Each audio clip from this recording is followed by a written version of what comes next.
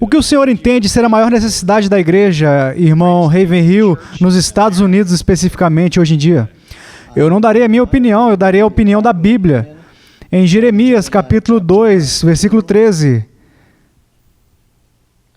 Porque o meu povo fez duas maldades. A mim me deixaram o manancial de águas vivas e cavaram cisternas rotas, que não retêm águas.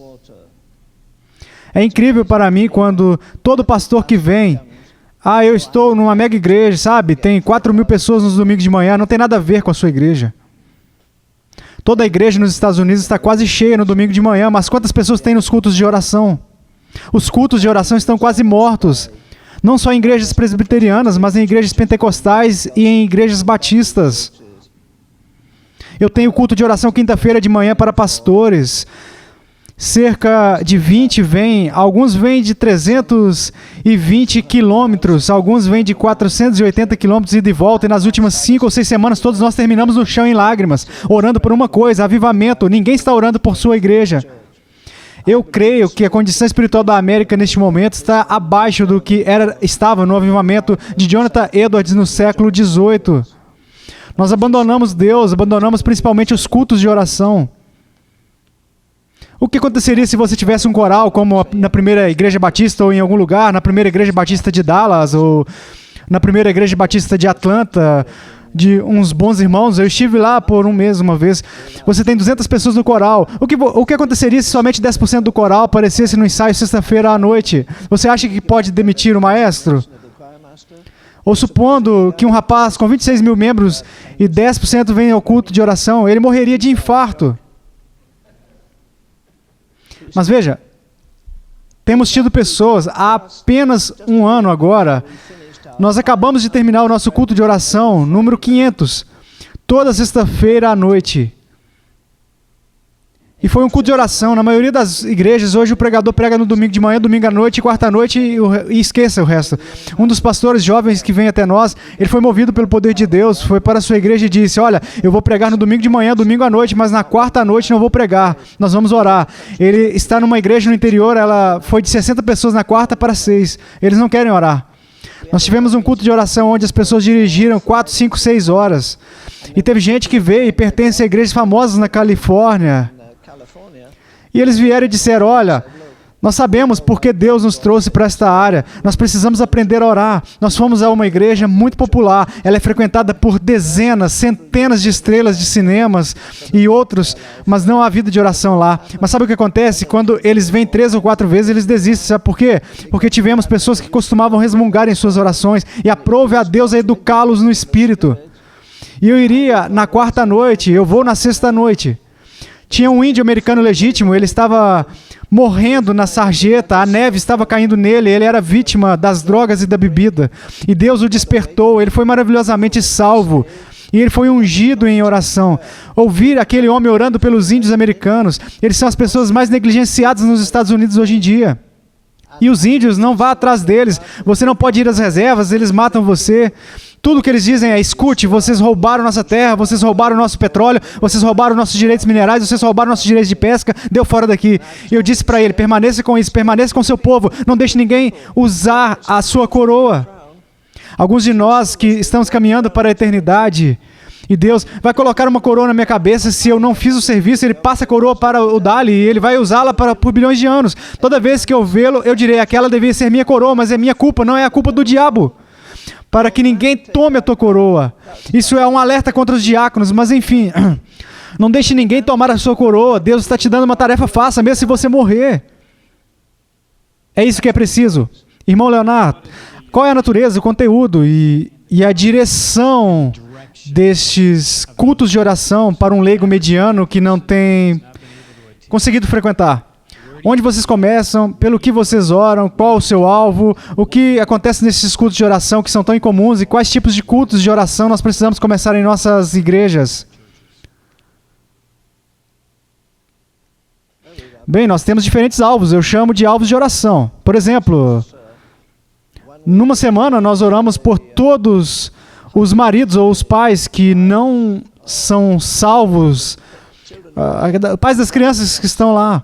Talvez eles nem sejam membros da igreja. Nós nos concentramos nos pais não salvos, nos maridos não salvos. Numa outra hora, nos concentramos nos adolescentes. Veja, há algo sobre aliança de oração. Eu fui à igreja do Dr. Tozer. Obrigado. E eu fiquei lá por 2 semanas. E eu tive o privilégio de orar com ele. Ele era um homem maravilhoso. Ele foi um dos maiores pregadores que eu já ouvi falar. Ele tinha uma intimidade com Deus como ninguém. E eu me lembro, um dia ele disse: Len, não deixe ninguém diminuir o seu apetite ou o seu zelo pela oração. Ele disse: eu vou te contar o que aconteceu na Primeira Guerra Mundial. Os melhores jovens da nossa igreja foram para a guerra. Eles foram convocados, 30 deles, e nós fizemos uma aliança com os pais e as esposas deles. Nós fizemos uma aliança de oração para que nenhum daqueles homens fossem mortos ou gravemente feridos, e todos os homens retornaram. O único que ficou manco foi o próprio filho dele. Mas ele disse: se nós conseguirmos fazer uma aliança de oração como esta, por que vocês não fazem uma aliança de oração na igreja de vocês? Nenhuma de nossas meninas vão engravidar e nenhum de nossos jovens vão beber. Nós não vamos apenas criar crianças saudáveis, nós vamos fazer mais que isso. Nós queremos produzir uma descendência espiritual. E o motivo daqueles superstars que vieram ao nosso culto de oração não continuarem, bem, eles ouviram homens que estavam orando com unção. De novo, eles ouviram esse colega clamando com lágrimas pelas diferentes tribos dos Estados Unidos. É espantoso, existem 2,25 milhões de índios americanos. Onde estão os David Brenners de hoje em dia? Não há nenhum Brenner lá. Como nós temos o direito de orar por avivamento, quando no século XX há muitas pessoas que acreditam, teologicamente, que as coisas vão piorar cada vez mais e mais. E Deus certamente não pode enviar um avivamento. Então, por que vocês estão desperdiçando o tempo de vocês orando para Deus enviar um? Bem, você tem um núcleo de pessoas, vocês se reúnem e conversam com os diáconos e outros, mas aqui diz: eles me deixaram. E então, quantos de vocês diáconos vêm para os cultos de oração? Em uma noite eu estava na plataforma com Charles Stanley. Havia talvez mais de 1000 pessoas lá. Eu acho que ele tem 50 diáconos. Aí eu disse: Charles, onde estão seus 50 diáconos hoje à noite? Ele disse: eu estou contando 15. Eu disse: bem, então demita o resto. O que eles fizeram no cenáculo quando o Espírito Santo veio? Eles se dedicaram a arrecadar fundos. Foi isso? O que eles fizeram? Nós nos dedicaremos à oração e ao ministério da palavra. Eu gosto dessa ilustração, talvez eu fale sobre ela um dia. Eu acho que a Ana, que é o melhor modelo de intercessão, ela tem todas as qualificações, ela foi afligida, ela sofreu, ela foi zombada. E ainda, ano após ano, não foi só um. Eles escarneciam dela. Mas quando ela engravidou, ela não deu a mínima para ninguém. Bem, deixa eu te dizer isso também. Eu acho que há um perigo em buscar avivamento para justificar o meu ministério, para provar que nós somos as melhores pessoas da cidade. Nós mencionamos hoje de manhã o que diz em Malaquias: o Senhor, a quem vós buscais. Nós não estamos buscando Ele, nós estamos buscando avivamento, estamos buscando curas, estamos buscando milagres. Não é disso que nós precisamos. Se alcançarmos Deus, alcançamos todas essas necessidades. E avivamento é quando Deus desce. Pega este livro para mim, por favor. Aqui tem um livrinho, espero que todos vocês obtenham ele. Desça, Senhor. É um bom livro, claro, é da Inglaterra. Mas, além disso, consiga uma cópia se você puder. Foi publicado por... Sim, eu devia ter uma mesa aqui para colocar. Foi publicado pela Banner of Truth, mas eu marquei a página 23. Agora, isso é avivamento. Eu acho que avivamento é a palavra mais prostituída que nós temos no nosso vocabulário hoje em dia, tanto avivamento como fé. Nós não sabemos muito sobre ambos. Avivamento para o tráfico. Como o querido Tozer costumava dizer, Leonardo, quando o avivamento vem, ele muda o clima moral da comunidade. Bares fecham, boates fecham. Isso é, eu quero dizer, há uma guerra acontecendo agora. Querido Deus, se algum dia nós precisamos de toda a armadura de Deus, este dia é hoje. Quantos de vocês têm o livro Toda a Armadura de Deus, de William Gurnall? Vocês têm? Deixa eu ver as suas mãos. Oh, que bom, apenas 2 de todos vocês. É um livro maravilhoso, tem 1130 páginas, custa $36. Nós podemos enviar. o endereço, a querida Nancy, obtê-lo por $18. Ele foi escrito como a maioria dos clássicos do século XVII. E é o mais comovente. Eu dei uma cópia dele ao David Wilkerson 5 anos atrás. Quando eu voltei, ele disse: ei, enquanto você está aí, nós estamos indo de férias para as Bahamas. Nós devíamos ir para lá agora. Temos um voo de graça e temos alguns feriados. Mas essa gloriosa atmosfera aqui, sabe? Onde você pode congelar toda noite, é mais atraente. Então, como você responde às pessoas que dizem que nós estamos vivendo em dias em que as coisas estão piorando cada vez mais e mais? Não há nenhuma maneira de Deus mandar avivamento. Vamos atentar para a preciosa vida e orar pelo arrebatamento. Você não tem o direito de acreditar e tomar de assalto o trono do céu com fé, acreditando que Deus vai enviar um avivamento. Ele lhe diz na Bíblia que as coisas vão ficar pior e pior. Como você responde a essas pessoas? Bem, eu respondo desse jeito. Quando a população do mundo era de 5 milhões, Deus os amou. Sim. Ele ama menos com 5 bilhões? Se Deus estava disposto a não deixar ninguém perecer quando tinha 5 milhões, Ele não está mais disposto a não deixar muitos perecerem agora? Veja, o problema no mundo hoje em dia, a estagnação, a desolação moral dos Estados Unidos, a estagnação dos Estados Unidos não é devido à força do humanismo, é por causa da fraqueza do evangelismo. As pessoas não nascem de novo quando elas vêm ao altar. Elas vêm condenadas e saem condenadas. Elas não nascem de novo. As pessoas não podem nascer de novo em 5 minutos, tirar 10 milhões de pecados, transgressões e violações da lei de Deus. Elas não podem mudar de vida, tirar o homem velho e colocar o homem novo apenas ficando lá no altar com lágrimas. Como eu disse na noite passada, quando eu ouvi aquele cara dizer na TV: venha para frente, pois isso só vai levar alguns minutos. Eu fui para a cama e chorei. Eu disse: ele é um líder evangelista nos Estados Unidos, dizendo às pessoas que estão mortas em suas ofensas, elas não são más, estão mortas. O pai do filho pródigo não disse: meu filho é mau, ele disse: ele está morto. Não é divertido trabalhar em uma congregação. Talvez eu tenha dito ontem, 100 anos atrás, aquele grande crítico de arte, qual o nome mesmo, John Ruskin, disse: pregar é 30 minutos para ressuscitar os mortos. Eu achava que era cômico, mas é a verdade. Todas aquelas amáveis pessoas que temos, executivos, diáconos, pessoas legais, ricos, pobres, hippies, yuppies, playboys, qualquer que seja, lá estão eles estão mortos. E nós somos os únicos que transmitem vida. Mas, querido irmão, eu acredito que vamos ver um Pentecostes que vai além. Mas vou dizer, ninguém vai colar o seu nome nele. Jimmy Swaggart teve a sua oportunidade de evangelizar o mundo, estragou tudo. Oral Roberts, eles tinham milhões de dólares e o que eles fizeram? Eles trouxeram desgraça para o nome de Deus. As pessoas ridicularizavam, mas Deus é um Deus ciumento. Deus vai levantar homens. Eu tenho orado pelos romenos e aqueles por trás da cortina de ferro todos os dias da minha vida. As pessoas querem me dizer agora que Deus ignorou os Estados Unidos. Não perca o seu tempo. Por quê? A América não estava morta nos dias de Jonathan Edwards? O que é avivamento? Bem, eu acho que foi numa América antiga, acho que foi Ian Bowles que disse: é o sopro de Deus em uma situação que ameaça tornar-se um cadáver. Estamos muito perto da morte na América. Não há tempo para uma nova reforma nas denominações. Deus levantará novos homens com nova visão. Eu quero pregar sobre visão esta noite, se Deus quiser. E nós temos que ter a nossa visão e paixão. Deus tem que perturbar nossos cronogramas, nosso estilo de vida, nossa forma de comer, o nosso modo de viver, a nossa maneira de socializar na igreja. Deus nos ajude. Claro que você pode fazer metade da igreja e ir à oração se você colocar uma ceia com frango antes da reunião. Eles virão para a ceia de frango. Você tem os frangos, você tem a multidão. Porque eles são todos frangos mesmo. Mas enfim. Eu creio. Se eu não acreditar que haverá um despertar, ok. Deus me deu o privilégio de conhecer homens de oração. Existe uma pequena comunidade de pessoas numa cidade chamada Zion, em Illinois. Você conhece? Sabe onde é?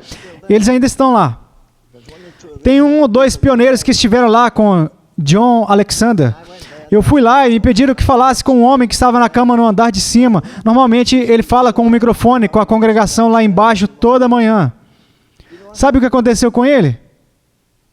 Eu entrei, ele me agradeceu e disse: Senhor Ravenhill, é uma honra, eu li os seus livros. Eu disse: por favor, não diga uma palavra. Minha mãe dizia: se você for algum dia à realeza, você nunca dá as costas. Quando eu voltei de costas à porta, eu disse: eu quero te agradecer. Vocês conhecem esse homem? Andrews. Deus o chamou para ir a Israel. E ele dominava o hebraico. E quando chegou lá, Deus disse: volte. Ele disse: mas as pessoas me deram dinheiro. Faça o que eu digo, volte. Interceda pelos Estados Unidos. O que ele fez? Durante 30 anos, ele orou de 10 da noite até 5 da manhã sozinho. Ah, mas você fala sobre David Brenner. Agora eu estou falando sobre a nossa época. Estou falando de alguém com quem eu conversei. Quando eles o levaram naquele pequeno caixão de madeira para fora da sala, era a primeira vez que ele saía de casa em 12 anos. Nunca saiu da casa.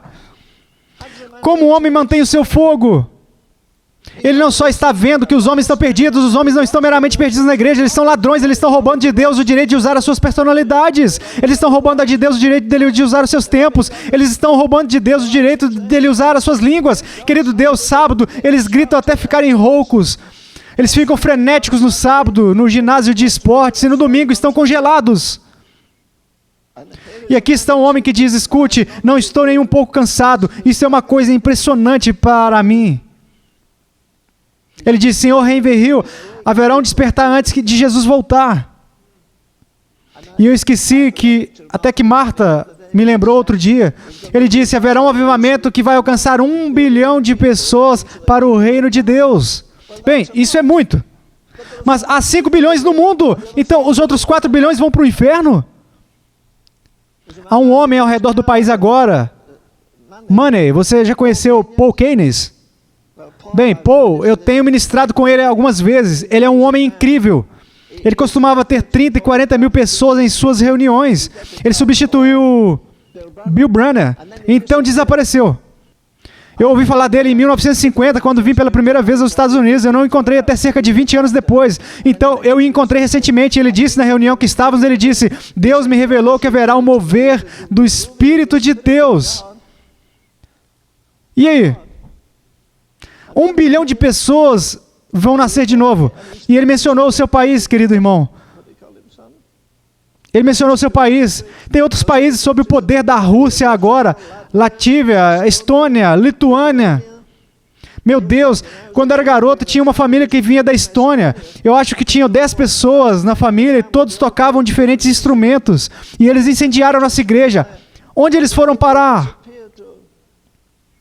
Querido Deus, você diz: a minha igreja nunca orou. Obtém algumas informações com este nosso irmão sobre o que está acontecendo em seu país.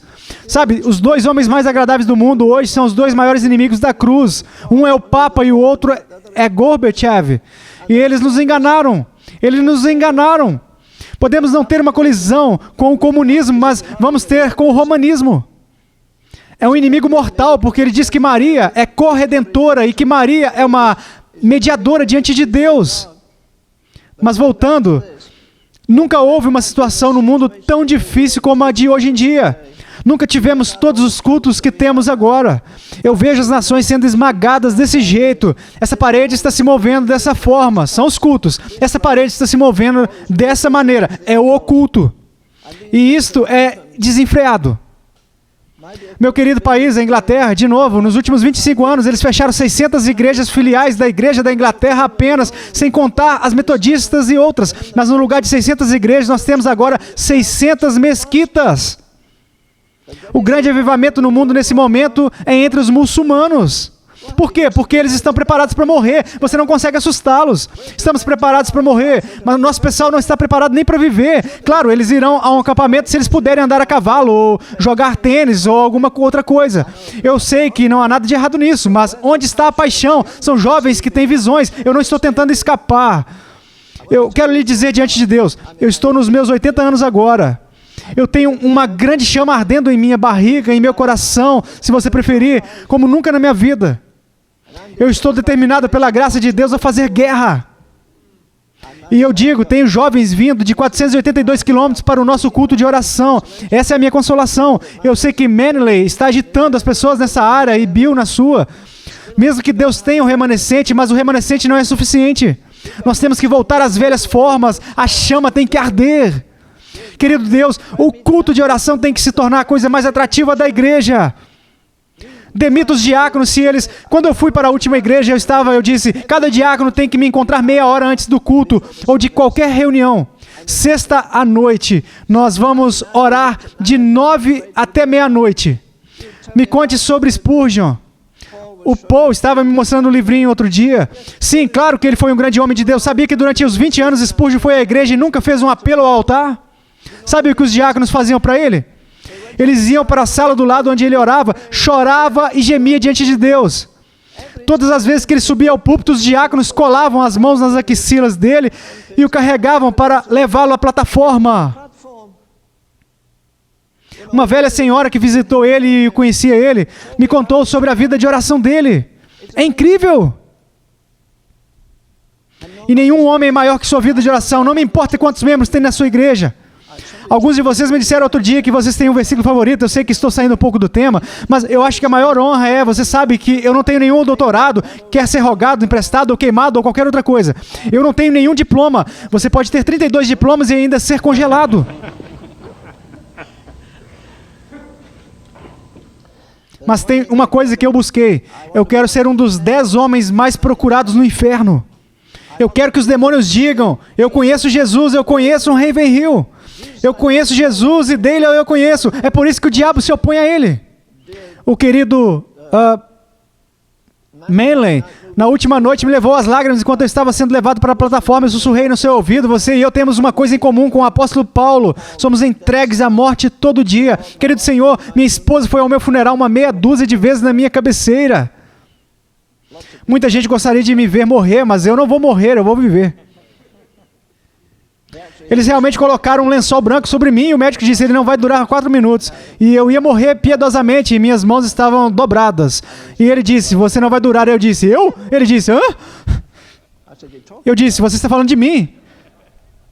O médico disse, daqui a 11 anos você vai ficar aleijado e paralisado, suas costas estão quebradas, seus pés estão quebrados, suas pernas estão quebradas, você será inútil. Eu posso ser inútil, mas ainda estou aguentando. Mas a coisa é o seguinte, tive o privilégio de compartilhar em oração. E eu não me lembro de grandes púlpitos. Eu tenho tido o privilégio de pregar em alguns dos grandes púlpitos do mundo. Eu não me lembro deles. Eu conversei com grandes pregadores, mas quando os homens me deixam orar com eles, eu me lembro de todos eles. Eu posso te dizer como eles oram. Eu me lembro, Manley. Qual foi a conferência nacional que fomos? Não. Quando... Não. Bertha Smith estava lá. Não, Bertha. Filadélfia. Naquela noite de oração que tivemos. Nós dissemos, vamos ter uma noite de oração. Nós fomos ao quarto, depois de 10 minutos a porta continuou se abrindo e eu pensei, meu Deus, eu vou ser deixado sozinho aqui. E o pessoal não estava saindo, eles estavam entrando. Eu olhei em volta e tinha umas 6 pares de pernas, os caras estavam entrando debaixo da cama, da cama desse lado e daquele lado, e oramos até, não sei, 2 ou 3 da manhã. E alguém diz, Deus desceu naquela noite. Bem, é aí que o avivamento nasce. Você não pode programar ele. A coisa mais estúpida, nós iremos iniciar o avivamento na próxima segunda-feira e terminaremos lá. Quem dá ordens é o Espírito Santo. A sensibilidade ao Espírito de Deus não está lá.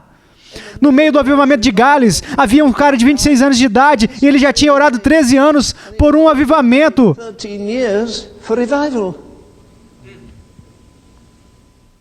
Ele não deixava as pessoas tirarem fotos dele. Os maiores pregadores da Inglaterra naquela época estavam lá. William Booth estava lá, ele deixou sua mesa de escritório para ouvir esse cara de 26 anos de idade. Os maiores mestres da Bíblia no mundo estavam lá. D. Campbell Morgan deixou seu escritório em Westminster e foi ouvir esse jovem falar. F.B. Meyer foi da Igreja Batista até lá. Eles estavam todos reunidos no país de Gales para ouvir um homem ungido pelo Espírito de Deus.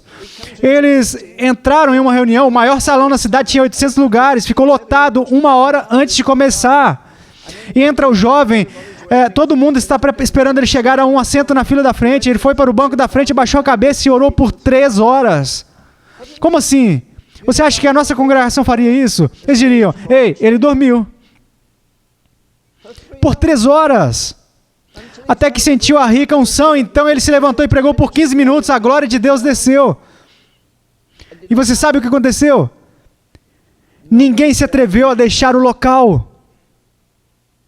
Ele saiu às 10 horas e orou a noite inteira pela unção para o dia seguinte.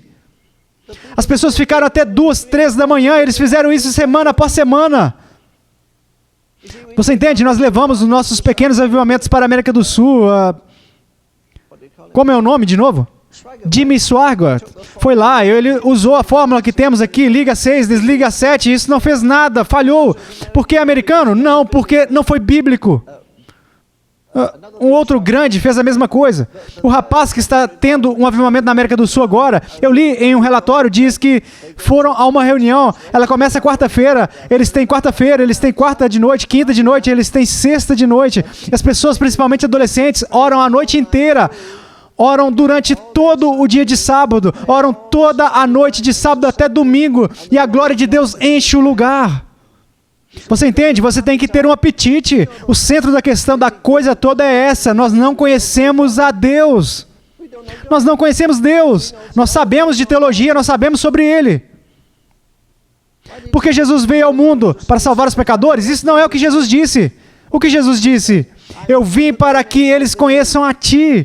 Todo homem que vem em meu escritório, e eles vêm de todo mundo, não sei porquê, mas eles vêm. E eu digo, primeiro me diga, você conhece Deus? Bem, eu tenho um diploma, eu não perguntei isso, você conhece Deus? Quando foi seu último encontro com Deus? Quando foi a última vez que se prostrou em sua presença? Quando foi a última vez que se assentou encantado pela sua majestade? Você não conhece a Deus. Porque nós não conhecemos a Deus, não sabemos como adorar, nós não sabemos como entrar em sua presença, nós não estamos contentes em saber alguns termos teológicos que as pessoas nos ensinaram. Querido Deus, um dos homens de liderança da Igreja Batista do Sul, um querido de vocês, eu não vou dar a vocês pistas porque ele pode ser um irmão conhecido. Ele me disse recentemente, ele disse, ouça, esqueça os nossos seminários, não há nenhuma unção neles. Esses professores estão ensinando as lições sobre Romanos, que ensinaram há 10 anos atrás. Você pode sacudir o pó delas. E todos os anos eles vão e voltam e dizem a mesma coisa. Romanos capítulo 1, depois capítulo 8 a 11, em seguida capítulos assim e assim. Puf, um papagaio pode-se dizer. Como os homens podem sentar e ouvir a palavra do Deus vivo e não pegar fogo?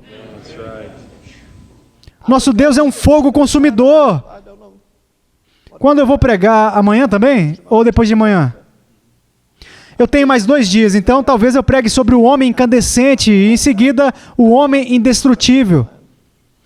Você entende? A palavra abençoada, ela nos atinge. Elias era um homem de paixão. Você já reparou quantas vezes Deus disse, eu procurei por um homem? Você já reparou no meio do seu grande poema escrito sobre o amor?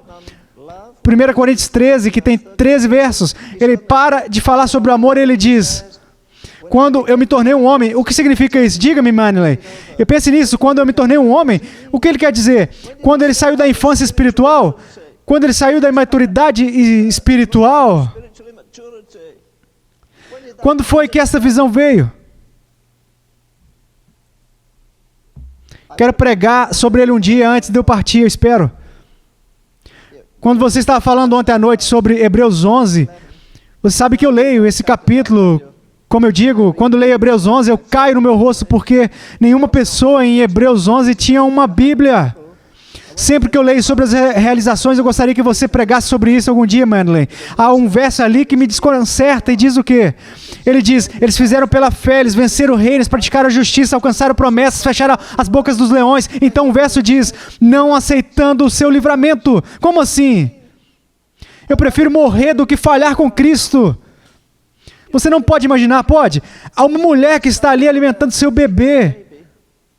Em seguida o juiz diz para o seu marido, olha, ô seu pregador, você pega esses 3 grãos de incenso para acender aos pés de César e tudo o que você faz é dizer que César é Senhor e você pode voltar para sua querida esposa e seu precioso bebê. Senão, esses leões, vamos libertá-los. E a próxima coisa que você vai encontrar é um leão mastigando seu bebê, outro rasgando os seios de sua esposa. Você ama sua esposa e você me diz que você ama um Deus que não pode ver e ele fica lá e se recusa.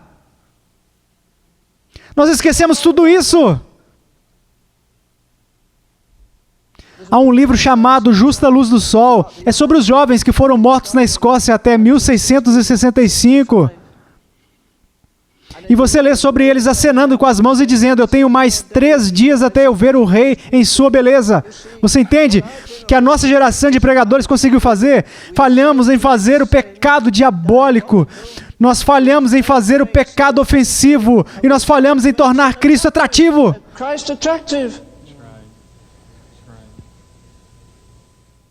Sabe, a única vez que você pode cantar o antigo hino de Wesley, tu, ó Cristo, és tudo o que eu quero. O único jeito que você pode dizer que Cristo é tudo o que você precisa é quando Cristo é tudo o que você tem. Estamos apoiados com todo o suporte, nossas geladeiras estão cheias. Eu não tenho muitas roupas, eu tenho 2 ternos, pelo menos. E eu tenho, pelo menos, 2 pares de sapatos. Eu fui para casa de um pregador, ele tinha 35 casacos esportivos e 25 pares de sapatos. Quase a mesma quantidade de livros. Será que o diabo se importa com o que temos? Tudo o que ele está preocupado é se você pega fogo e se sua igreja pega fogo. A outra coisa que eu preciso dizer, eu fugi um pouco do tema, eu sei, então eu vou dizer o que eu quero dizer. Veja, os grandes avivamentos do metodismo não foram em edifícios, foram nas ruas. O exército da salvação incendiou a Inglaterra. Como? Não em edifícios. O bispo de Glasgow disse: nunca deixe John Wesley ou Charles Wesley entrar em qualquer uma das nossas igrejas. Eles foram ambos ministros certificados de moral impecável, estudiosos, liam hebraico e grego. Não deixe eles entrar nas igrejas. E não deixe que aquele homem, George Whitefield, entre na igreja também. Me diga quem era o bispo naquela época. Ninguém sabe. Não tem nenhuma importância. Mas conhecemos os homens que foram expulsos. Sabe, alguns de vocês, se forem fiéis, serão expulsos. Pelo menos essa é a minha oração. E eu oro para que todos vocês sejam demitidos por estarem em chamas. Mas Deus vai fazer isso. Não perca essa visão com tudo que eu tenho discorrido. Deus usou o mesmo material antes. Eles eram a carne e o sangue. Muitos deles eram falíveis. Como Paul estava dizendo esta manhã, alguns deles cometeram erros. Mas Deus vê o coração. E eles foram capazes de ver grandes moveres do Espírito de Deus. Os Estados Unidos está mais difícil hoje em dia do que jamais esteve. Nós não temos mais o mesmo vocabulário. Ninguém mais comete adultério agora. Ele só tem um caso. Não há mais fornicação, é apenas sexo antes do casamento. Ninguém está mexendo com o espiritismo, é apenas a canalização. Temos suavizado todas as palavras, nós não falamos mais sobre o inferno. Temos que voltar à teologia bíblica. E nós temos que fazer a coisa essencial. Ouça Jesus dizer: se eu for levantado, nós não estamos pregando Cristo, estamos pregando drogas, nós estamos pregando o aborto, estamos pregando o crime, nós não estamos pregando Cristo. Nossos pais, eu tenho lido muito ultimamente um pouco sobre os pais apostólicos.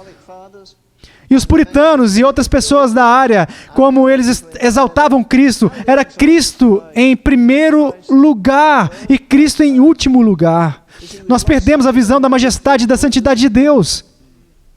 Nós não saímos fora do santuário nas pontas dos pés, subjugados pela onipotência, o poder e a misericórdia de Deus. É apenas um ritual, é apenas uma formalidade. As pessoas já sabem, agora vamos ficar de pé, agora vamos parar. Vamos voltar à questão principal então. A questão principal é que a igreja tem que vibrar. Se eu morasse a 100 milhas daqui, eu estaria aqui todas as semanas, pelo menos uma vez para orar com esses rapazes. Eu não iria orar de dia porque é confortável, eu oraria das 9 da noite até 3 da manhã. E veja como os homens viriam. Eles virão. Não há nada mais atrativo nessa terra do que o fogo, seja ele físico ou espiritual. O fogo é o maior atrativo. O nosso Deus é um fogo consumidor. E a única resposta para o fogo do inferno é o fogo do Espírito Santo. Irmão Leonardo, deixe eu fazer outra pergunta para o senhor. O senhor faz a entrevista ser muito fácil. Esta é apenas a minha terceira pergunta agora. O que o senhor acredita ser o maior obstáculo para o avivamento genuíno na igreja aqui no Ocidente?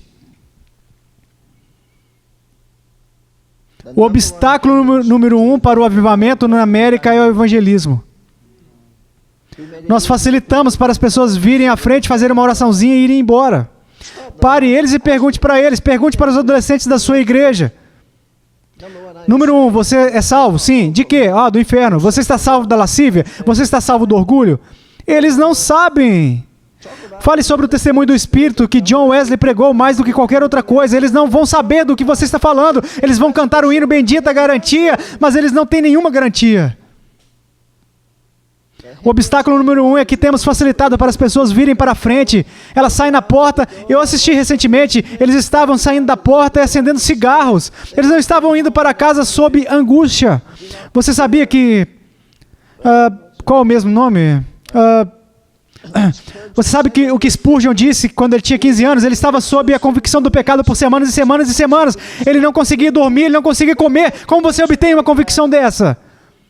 Querido Deus, nosso povo sai um pouco chateado do culto. Eles saem, eles voltam ao pecado, eles voltam e se assentam diante da TV até meia-noite. Não há nenhuma preocupação, deve haver um despertar na igreja acerca do perigo. Esses entes queridos seus, no final da mesa, eles não vão à igreja. Não, eles estão indo para o inferno. Por que você não diz isso? Meu menino é um bom menino, ele é o quarterback da equipe de futebol. Quem está se importando se ele é zagueiro, atacante ou qualquer outra coisa? Onde estão seus filhos? Qual é a sua ambição para o seu filho? Eu tenho 3 meninos, 2 deles são os melhores pregadores dos Estados Unidos hoje em dia. O outro é o chefe daquela nova sessão de milionária, como se chama? Smithsonian Museu. E esses garotos, eles têm vida de oração, 2 deles têm tremendas vidas de oração, para minha alegria.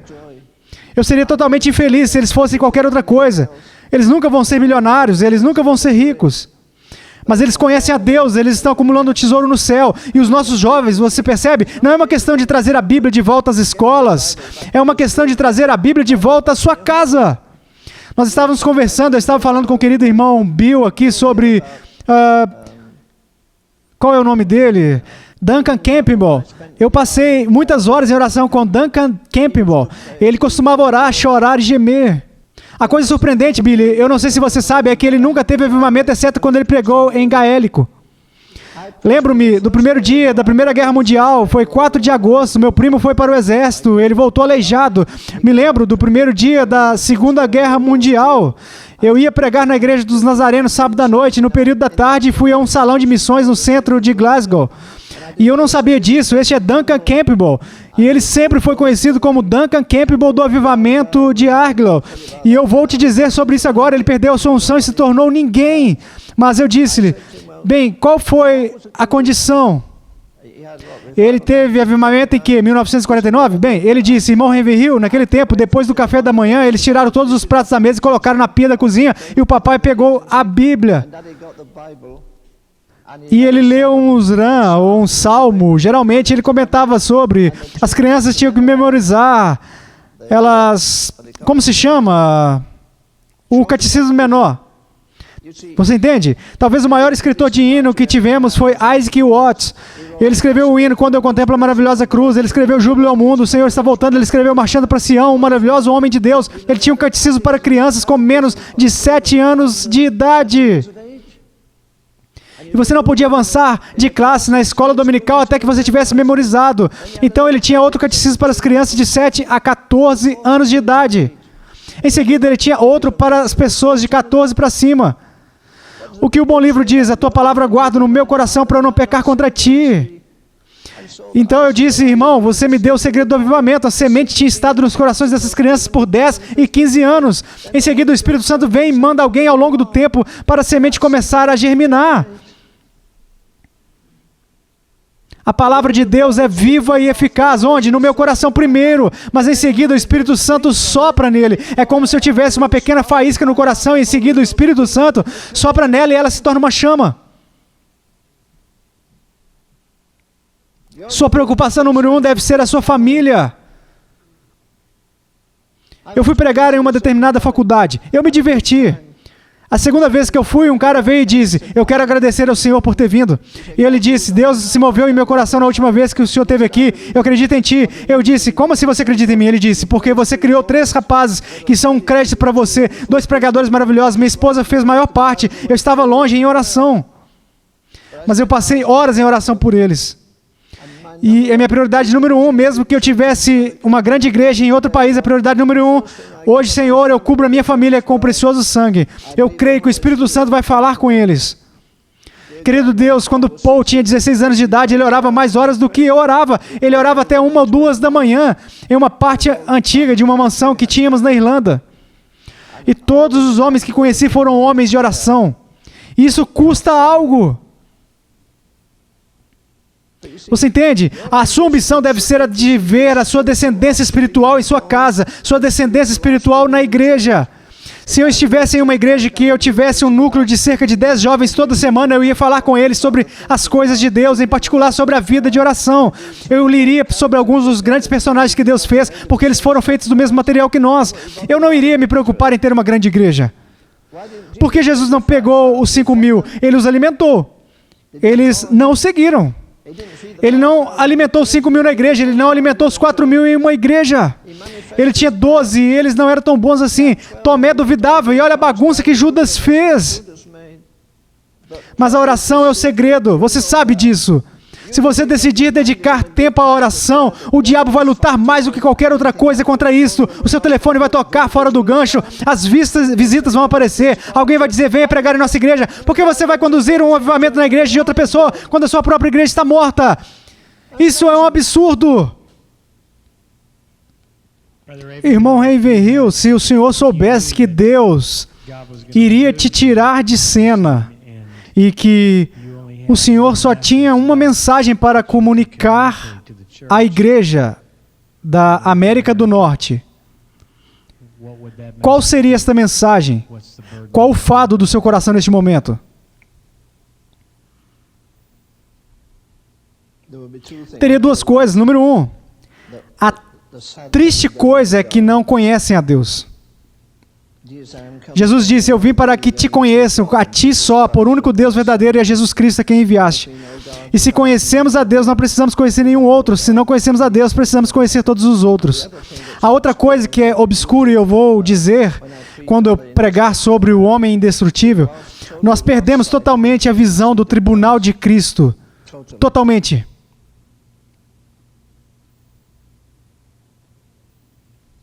Supondo que o Senhor venha hoje.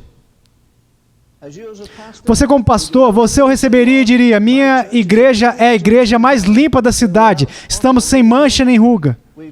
Lidamos com o divórcio, lidamos com a embriaguez. Eu tenho o grupo mais piedoso de diáconos no Texas ou nos Estados Unidos. Eu tenho o melhor grupo de jovens. Senhor, eu passei a minha vida preparando a noiva. Por que ele não vem logo? Porque a noiva não se aprontou, ela está suja, ela está impura. Não é o estupro e todas as coisas condenáveis no mundo que mantém Jesus longe, é a igreja está imunda. Ele não está vindo por uma noiva suja. Portanto, temos de avivar o nosso verdadeiro avivamento da santidade, Bill. Eu acredito nisso com todo o meu coração, você acredita também? Não é, Manley? A santidade tem que vir. Há 3 coisas que faltam na pregação moderna: imensidão, intensidade e eternidade. Há 2 coisas faltando nos bancos da igreja, uma é integridade e a outra é honestidade. Mas você lê sobre os antigos puritanos, eles tinham imensidão e eles tinham intensidade.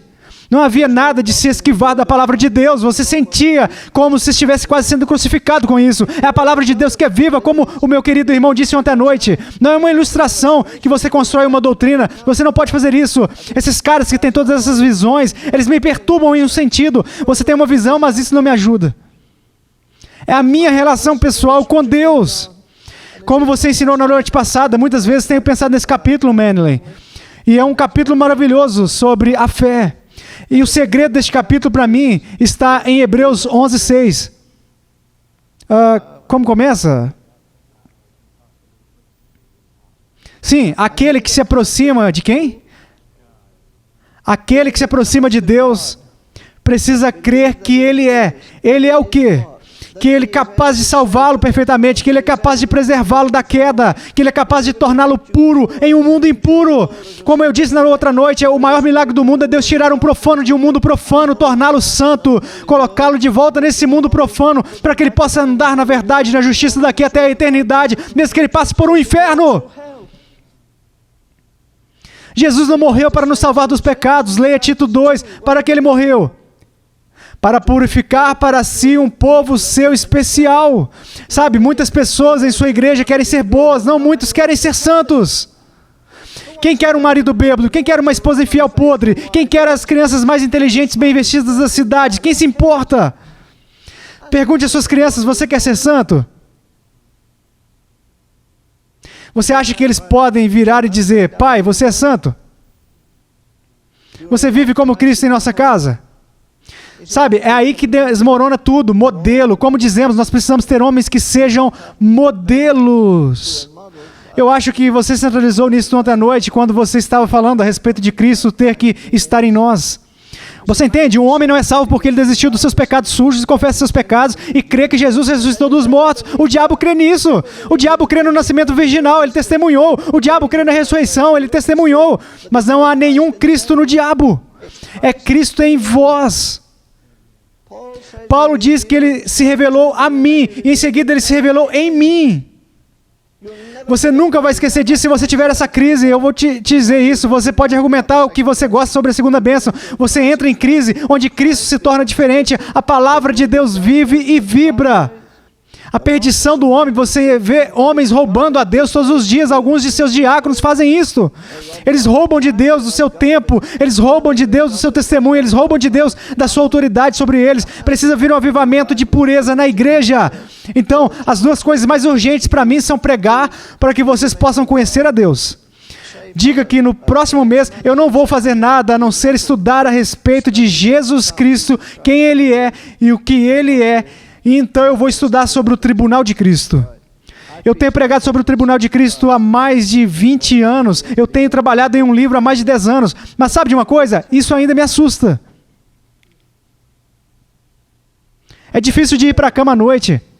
Uma noite eu fui para a cama às 22 horas, eu acordei às 2 horas e fui para outra parte da casa no meu pequeno escritório.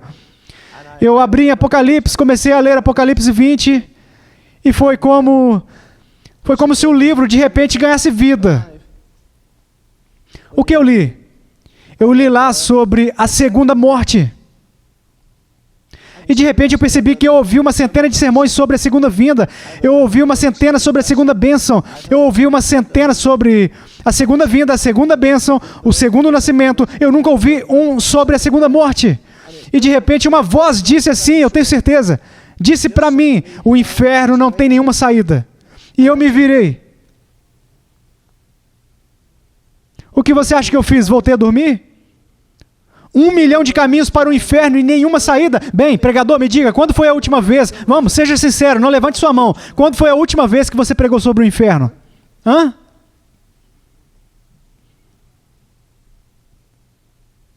Muitos caras em Dallas não acreditam no inferno. Bem, então rasga a sua Bíblia. Você rasga a sua pregação, qual é a diferença? Aos olhos de Deus você rasgou sua Bíblia. Rapaz, você vai ter problema, você não vai estar mais nas Batistas do Sul, você não disse que devemos fazer o que Jesus fez. Você entende? Os jovens vêm a mim e dizem, bem, eu estou indo para Filipinas passar 3 semanas. Você sabe falar a língua lá? Não, eu vou fazer sinais. Por quê? Para cumprir a grande comissão. Por quê? O que foi a grande comissão? As últimas palavras de Jesus. Me diga quais foram. Me diga o que foi. Bem, as últimas palavras de Jesus foram ide por todo o mundo, não na minha Bíblia. Essas foram as últimas palavras aos discípulos. As últimas palavras de Jesus aparecem 3 vezes em Apocalipse. Se arrependam, se arrependam, se arrependam. E ele não disse para ir por todo mundo e pregar, ele disse, fazei discípulos. Você não pode fazer discípulos em 5 minutos no altar. Você não pode fazer discípulos dando dicas sobre como chegar na Main Street toda sexta-noite. Traga-os. Mesmo que você tenha que suborná-los com café ou com rosquinhas ou algo do tipo e dizer, vamos te dar instruções agora. Nós vamos fazer através do catecismo, vamos ensinar vocês os fundamentos da fé. Nossos filhos não sabem disso, eu garanto. Eu garanto vocês, há uma grande igreja no sul do país onde o pastor diz, somos responsáveis pelos 11 mil estudantes universitários da nossa cidade. Então ele diz, eu vou dizer o nome dele, eu tenho na parte de trás da minha Bíblia. E ele diz, nessa cidade, no 2º ano de faculdade, e eles são batistas, eu vou dizer o nome. E ele disse, os alunos do 2º ano da faculdade aqui, assim que eles saírem de casa no segundo semestre, no 2º ano de faculdade, eles saem da igreja, eles saem aos domingos. Por quê? Porque eles foram batizados, não é mesmo? Mas eles nunca se encontraram com Cristo. Eles passaram por um ritual, uma fórmula. Poucos dos nossos jovens são genuinamente nascidos de novo do Espírito de Deus. Rapaz, eu fico feliz que quando eu fui salvo. Eu não fui salvo antes de ter um apetite para a oração. Eu devo muito aos Estados Unidos, mas eles me devem muito também. Alguém me deu uma edição limitada da vida de David Brenner. Quando eu li, eu chorei. Eu disse que as pessoas me disseram que tudo terminou no Novo Testamento. Escute, os seus milhares terminaram no Novo Testamento, a oração terminou também. Você me mostra onde o Deus, Espírito Santo, revoga os dons dados aos homens. Você não pode me mostrar. Um professor te diz, quem disse para ele? Não foi Deus, o diabo disse para ele. É uma coisa incrível, você pode estar em uma igreja e cometer adultério. Você não deve fazer, mas se você fizer isso ou alguma outra coisa, eles vão deixar você continuar como pastor. Mas se você ficar cheio do Espírito Santo e falar em línguas, eles vão te expulsar. Eu jantei no outro dia com o Dr. Jack Reed. Conhece o Jack Reed? Um bonito homem de Deus. Ele sabe muito de hebraico e grego. Ele estava ensinando lá em Dallas. Não, foi Jack Deere. Obrigado, querida. Jack Deere. E eu me sentei com ele. Ele estava ensinando grego e hebraico. Eu não vou dizer o nome dos seminários. Tem um monte desses cemitérios, quero dizer seminários, em Dallas. E ele não tinha o dom de línguas. Ele foi ver o que estava acontecendo nessas outras igrejas e quando viu, ele ficou alarmado. Sabe, alguns me dizem, eu li seus livros e uma coisa ficou na minha cabeça. O que foi? Você disse que um dia alguém vai ler a Bíblia e vai crer. E quando isso acontecer, vamos todos ficar envergonhados. Isso é o que eles fazem em alguns desses países estrangeiros. Pegam a Bíblia e leem, olham e dizem, ei, quem é esse Jesus? Ele está aí, oh não, ele vive lá em cima. Eles não dão a mínima se ele vive lá em cima, se ele não estiver vivendo aqui. A Life Action tornou-se nova para mim hoje. Eu posso dizer, você pode acreditar, querido irmão, eu conheço você e sua equipe. As pessoas não estão apenas interessadas em sua van descer a rua em ação de vida. Quanta vida que você deixa nas igrejas, quanta vida você deixa. Alguém diz, Del e sua equipe não pregam como homens comuns, eles pregam como se eles tivessem algo, um poder que nunca tínhamos mensurado. Eu vou continuar dizendo, eu vou parar agora. Você sabe que todos nós somos termômetros. Bem, temos um grande termômetro em nossa janela traseira. Eu digo a Marta, querida, o que foi? Ela diz, nas últimas manhãs, quando viemos aqui, estava quase 26 graus às 7 da manhã. E o que é que vai ser hoje? 37 graus? Sabe que aquele pobre termômetro chegou a 26 graus no outro dia e, cara, ele caiu como o mercado de ações até os 4 graus ou algo parecido na noite passada. Mas lá no interior da porta, vocês têm como se chama? Um termostato. Bem, é apenas um termômetro. A diferença é essa. Um termômetro sobe e desce com a mudança do mundo. O termostato entra em algum poder. E ele não dizer, vou subir e descer. Não, ele diz, eu vou controlar a atmosfera. A atmosfera não me controla, eu controlo a atmosfera. Bem, ou o mundo, ou a carne, ou o diabo te controla, ou então o Deus, o Espírito Santo te controla. Você não sobe e desce. Nós somos controlados por Deus, nós somos inspirados por Deus, nós somos energizados por Deus. Nós não estamos servindo uma denominação, estamos servindo Deus vivo. Irmãos, escutem, todos nós aqui nessa manhã estamos em liberdade condicional. Estamos caminhando para o nosso fim. Eu vou te dizer um pensamento sobre o trono do julgamento que eu vou pregar sobre Paulo, que absolutamente me arrasou quando um irmão me escreveu recentemente. Mas você entende? Você começa a pregar, cada vez que você pregar um sermão, deixe suas anotações de lado e diga, Senhor, eu só vou pregar à luz do juízo. Eu vou responder por cada palavra diante de 1 bilhão ou 50 bilhões de pessoas que ouvirem essa mensagem. Mantenha um registro de sua vida de oração e no final de semana diga, Senhor, é isso.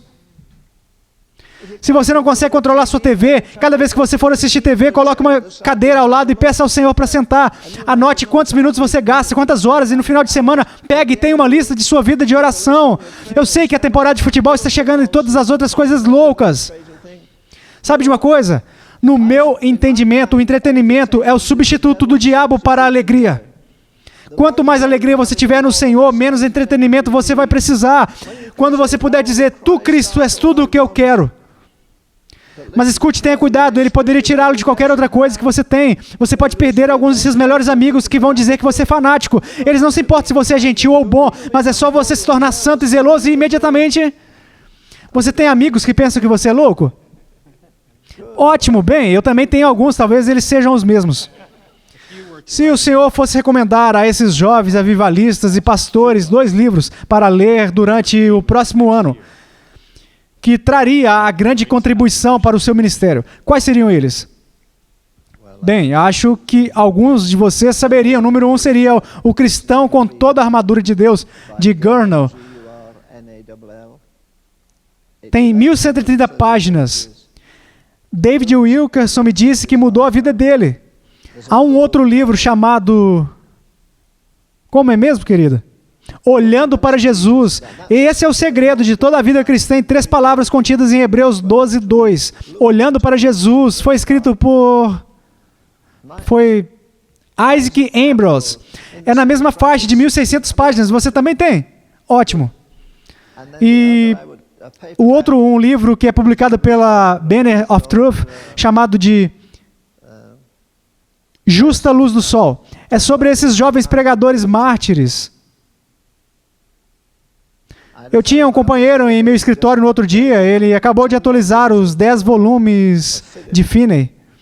Você pode encontrar eles como Finney Parkers. Bethany tem eles. Ele pegou todos os livros de Finney e ele não fez qualquer cirurgia drástica neles. Ele ajustou alguns vocabulários e tornou eles mais compreensíveis. Há 10 volumes e há mais 2 ainda para vir.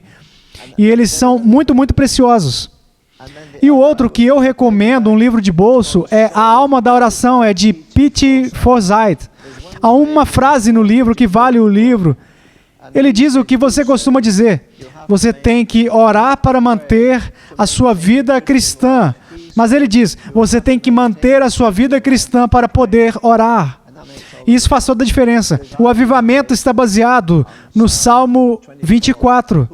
Quem subirá ao Monte Santo do Senhor? Aquele que é limpo de mãos, nossa relação com o mundo. E puro de coração, nossa relação com Deus. E é tão simples como isto. Assim é humilhação, quebrantamento e jejum. E estar disposto a ser considerado louco, até mesmo por pessoas espirituais. Você não acha que Ana sentiu isso quando o sumo sacerdote disse, essa mulher está bêbada? Ela nunca disse uma palavra. Irmão Ravenhill, eu sei que o senhor tem que ir e se preparar para esta noite. E em nome de todos os nossos participantes aqui, eu quero te agradecer por dar tanto de si mesmo. E o que Deus tem te ensinado esta tarde. Bem, tem sido um prazer conhecê-los, irmãos. E não há nada na terra de Deus mais importante que a pregação. O trabalho na Casa Branca é uma ninharia em comparação a ser um homem de Deus na Casa de Deus. A Casa de Deus vai mudar os Estados Unidos, não a Casa Branca. Ela está cheia de corrupção, é como Washington DC, é como Wall Street. Está indo pelo ralo e a igreja está na mesma condição. Deve haver um avivamento. Eu estou esperando hoje à noite que alguns homens, e talvez há um homem nessa reunião esta noite, eu ficava dizendo para mim mesmo, eu disse, e eu tenho uma palavra de Deus. Eu sei disso, talvez há um homem que vai ser transformado esta noite. E apenas em 10 anos, a partir de agora, será conhecido o que Deus fez. Eu já vi isso acontecer mais de uma vez. E esse é o meu desejo. Eu amo todos vocês, eu te amo, querido irmão. Eu oro por você todos os dias.